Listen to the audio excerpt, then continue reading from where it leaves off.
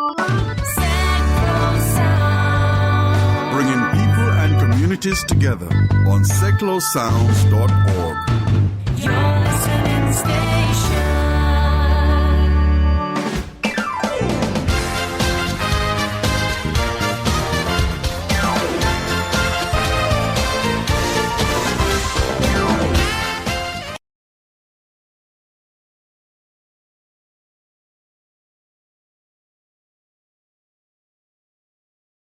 Welcome to today's Sticks Radio Show. On today's show, as always, we're going to be playing some great music, and we have as our guest today a gentleman called Bill Sharpe, who is keyboard player and one quarter of 80s jazz funk group Shakatak.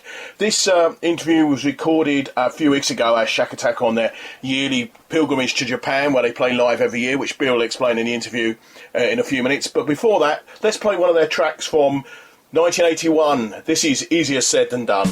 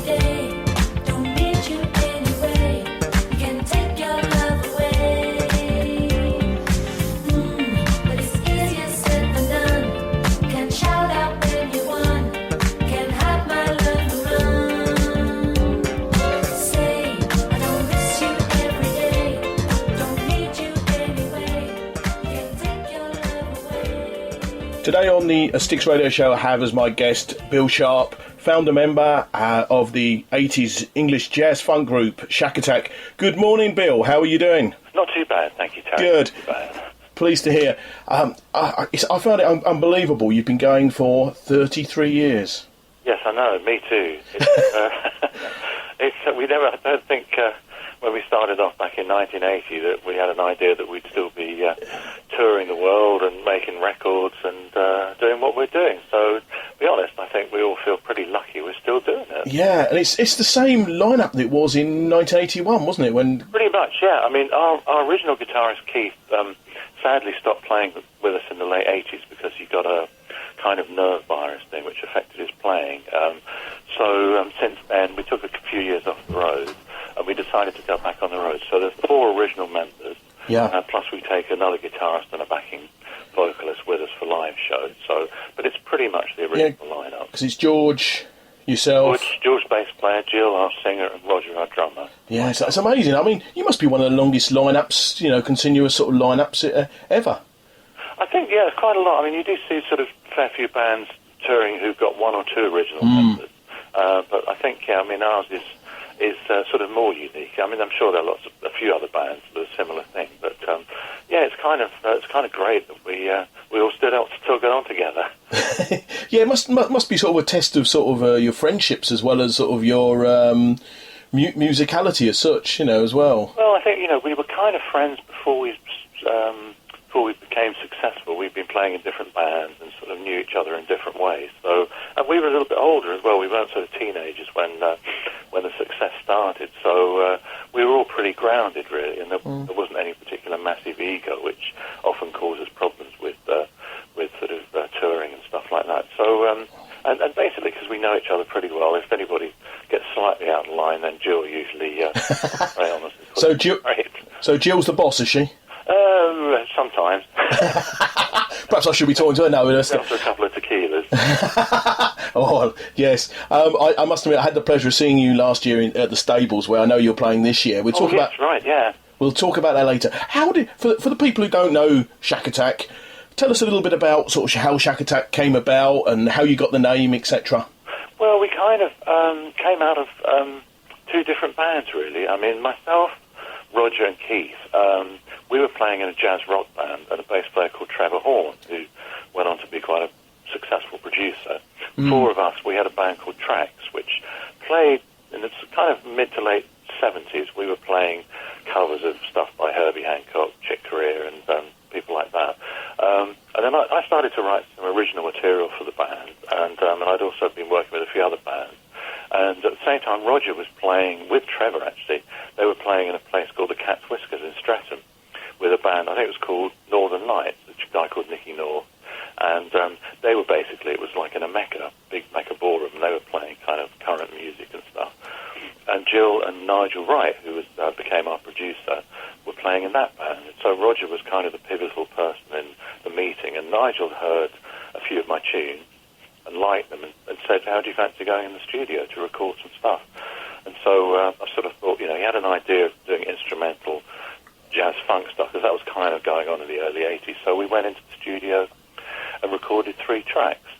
One of those turned out to be our first single called Step In. And at the time, we hadn't really got a name, so there was a record shop called the Record Shack in Soho, Berwick Street, used to kind of bring in a lot of American imports, and they stocked our white label. And when, I think, something like Capital Radio or station phoned up for a name, we hadn't got a name, so somebody took the shack from the Record Shack and made Shakatak. So that's how the name came about, and basically a brief history of how the band happened. And things really took off in the 80s. Now, I remember seeing you, I think it was 1981, 1982 at Bailey's in Watford. That's going back a few years now. Oh, wow, we had some great nights there. I mean, I can remember, just about. And it was all Thursday nights the scariest night, because that was like hen night. So you get something like 1,500 lovely ladies all together, and it's quite scary after they've had a few drinks. Oh, yes, tell me about it. So we had some great nights at Bailey's, actually. It's really good fun. Yeah, I remember seeing, because you did I think it was 1981, you did the World Disco Dance Championships, and I remember you came sort of fresh from there to Bailey's. Our old agent, Louis Parker, actually, from Concord Agency, he ran those, he created that. So, excuse me, that was the connection there. So they were great times, actually, really good times. I think the 80s were brilliant. I mean, You over the sort of 30 years, you recorded over 30 albums just as the band. I know you record separately on your own as well, and so do all the other band members. But that's 30 albums you've done, 30 yeah, CDs. Kind of, we got into a stage when we were recording a couple of albums a year because for the Japanese market, an extra album. So I guess that's part of the reason why we've recorded quite a lot. But we're still recording. I mean, we'll be working on a new album probably later this year,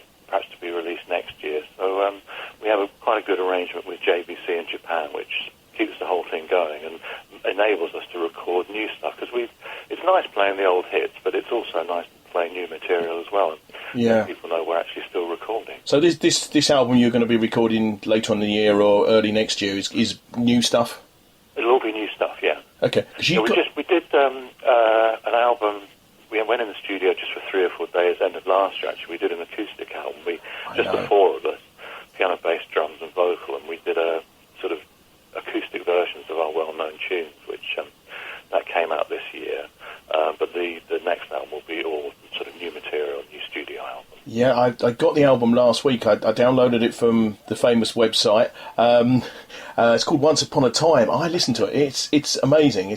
Really is one for jazz funk fans and for Shakatak fans. Well, I hope so, because what I liked as well was that we recorded it live, went straight in, literally 2 or 3 days, played the whole lot, and there were a few little warts here and there, but then that's part of doing a live album. Yeah. But it was great to do because we play the songs in pretty much the same way live a lot of the time. To go in and do it acoustically and kind of change around a bit was really enjoyable for us. Yeah, because it's called Once Upon a Time. I mean, I know that's a track, but is that the reason you sort of that was the title? How that came as a title? Well, the song Once Upon a Time actually was a song that was on an album called City Rhythm, and we thought I'd always quite liked the song, and I thought it could work quite nicely. We never played it live actually, so I thought it might work quite nicely as an acoustic number. And then we just thought, because then you suddenly think, oh, what are we going to call the album? Once Upon a Time kind of had a nice sound to it and sort of summed up, I guess, the album for us. So that's why we picked that song title. Yeah. Okay, we're going to take a break. Actually, I'll play a track from Once Upon a Time, and then we'll come back. Okay.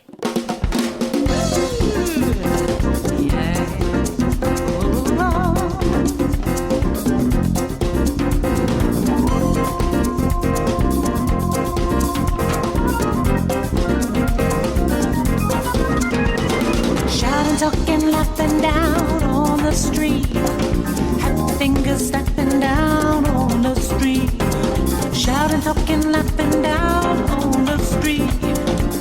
Snapping fingers down on the street.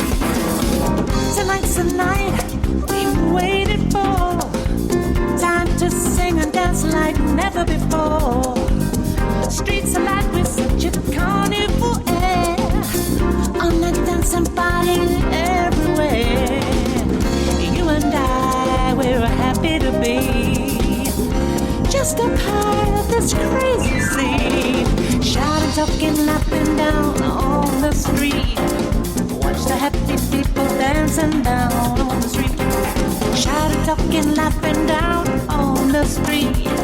Snap the happy fingers down on the street. Tonight's the night we'll never forget. I bet it's time in your life that you are gonna get. New lovers meet as they dance through the night. The moonlight falls on this magical side. You and I, we are happy to be just a part of this crazy scene. Shouting, talking, laughing down on the street. Snapping fingers dancing down on the street. Shouting, talking, laughing down on the street. Happy fingers snapping down. Oh.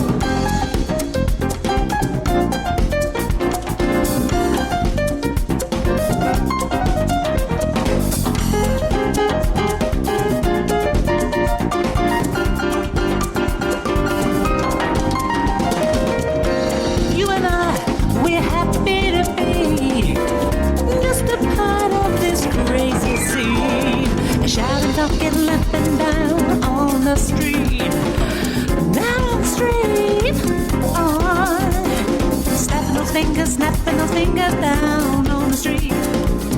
talking, laughing down